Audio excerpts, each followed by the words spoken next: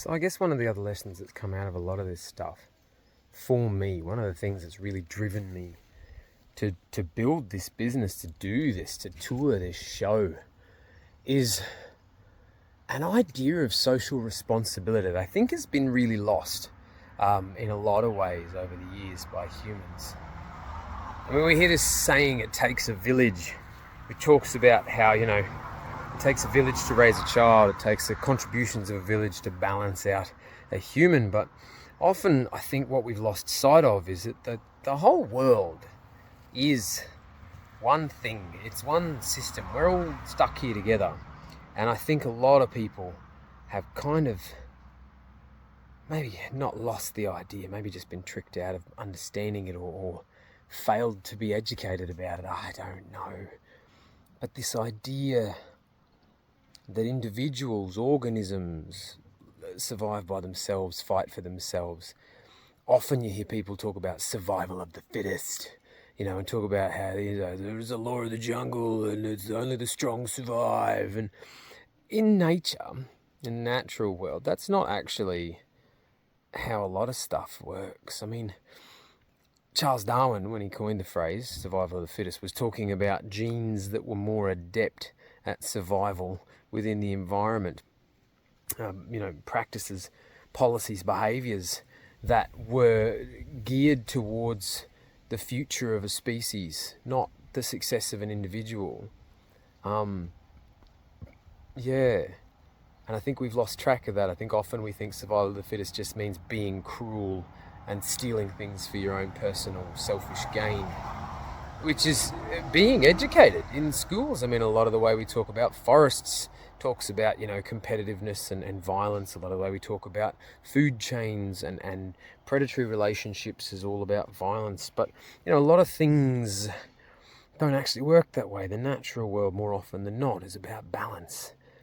It's about balance between things, I mean, a simple example, let's have a look at a green ant. Green ants are very aggressive ants, and they are a predatory ant. They do eat other things. Green ants are pretty vicious. But green ants, which you find around the tropics here, they actually have a really complicated relationship with a lot of things. Straight off the bat, I mean, no green ant on its own survives. Green ants live in colonies. They live in communities, and that's a big thing. So to be a successful green ant, you need to look after other green ants, because green ants look after each other. Because they're social animals, And then even though they eat bugs, they don't eat all bugs. And often what you'll find is they will actually spread their community, their colony out over multiple trees. I think the biggest colony recorded at this stage is about 12 trees with 150 nests of one family of these green ants. And across those 12 trees, those green ants are defending the trees, because the trees keep the green ants alive, defending the trees from predatory insects, but occasionally allowing certain predatory insects to predate on those trees, because even though the tree keeps the ant alive, the tree needs other things in life to survive.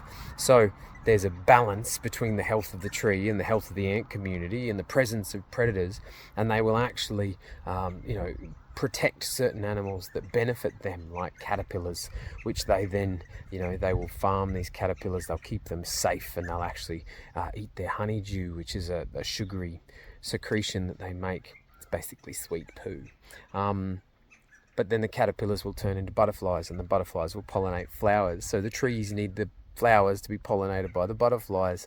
The ants need the caterpillars, and if the ants were to eat the caterpillars for food instead of keeping them alive for prolonged sustenance, yes, they would benefit in the short term, which would make them stronger ants as individuals, but would also destroy the success of the colony in the long term. So even some small example like that, it becomes kind of more obvious that nothing in nature works in a vacuum. Nothing in nature survives alone. Nothing in nature can do it by themselves. And somehow we've managed in the last few hundred years of sort of human education and human history to trick ourselves into thinking that we might be different. But we're not. We need this planet to survive. We need this world to exist. And we are destroying it actively because we've learned falsely that we are better than all of it, and we're not. We are part of it. It is our home. We belong here, but we have a responsibility to contribute. And so I do find now a lot of people are out there for themselves. You see a lot of people, like with bug photography is a simple example. There's a lot of people out there taking macro photos of bugs, and they're only doing it so that people will applaud them for their own macro photography. They're not doing it to educate people. They're not doing it to change public perception. They're just doing it because they want recognition for something. Because that is selfish. That is selfish success. Survival of the fittest. But maybe if you can do something great like macro photography or like build cool Lego, maybe you could just share that with the world to inspire the world to share with you. Maybe we could all do something selfless that will pay off for us in the end as well. Do something nice for something else that will make the world a better place for us. The option is there. And that's one of the reasons that I do this and do this the way that I do, is because I want to make the world a better place. And I can build this Lego, and I do have this Lego, and I do take these photos, and I can find these animals, and I have developed this thing which can actually help improve our relationship with our planet.